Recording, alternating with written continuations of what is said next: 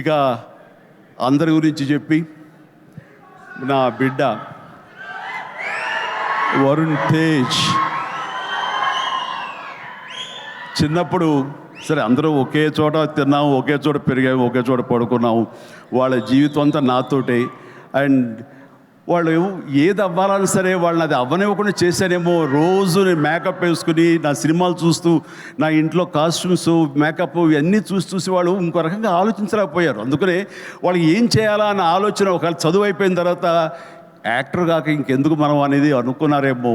నా దగ్గర చెప్పగానే నేను ఇలాంటి వాటిలో చాలా ఎంకరేజ్ చేస్తాను. ఎందుకంటే film industry the best film industry. నేను దీన్ని చాలా గౌరవిస్తాను. ఇది కళామ తల్లి అని నేను భావిస్తుంటాను. మనం ఎంత గౌరవిస్తే ఆ ఫిల్మ్ ఇండస్ట్రీ మన అంతగా ఆదరిస్తుంది, హక్కును చేర్చుకుంటుందని బలంగా నమ్మేవాడు నేను.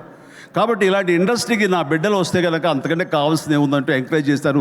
వచ్చిన దగ్గర నుంచి నన్ను ఇన్స్పిరేషన్గా తీసుకున్నాడా, ఇంకెవరిని తీసుకున్నాడో ఏమో కానీ ఈ పరిశ్రమకు వచ్చిన తర్వాత నుంచి నన్ను ఫాలో అవటం లేదు ఎప్పుడు. అది గుడ్. నేను దాన్ని హర్షిస్తాను. తను ముందు నుంచి కూడా చేసిన ప్రతి సినిమా డిఫరెంట్ జోనర్.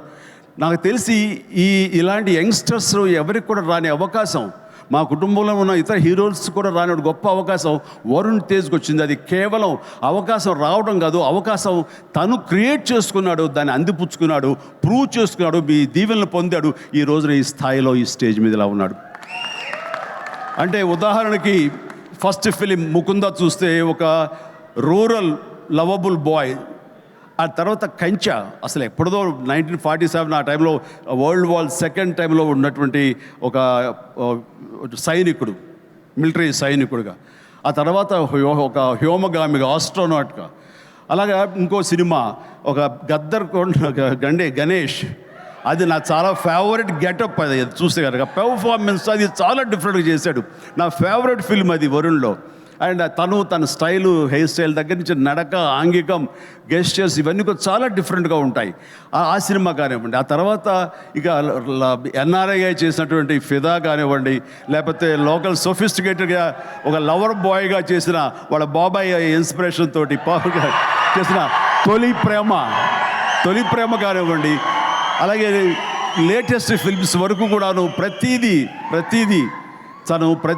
చాలా ప్లాన్డ్గా తను చేసుకుంటూ వచ్చాడు, సక్సెస్ఫుల్గా చేసుకుంటూ వచ్చాడు. ఆ ప్లాన్లో ఒక భాగమే లావణ్యను కూడా కట్టుకున్నాడు.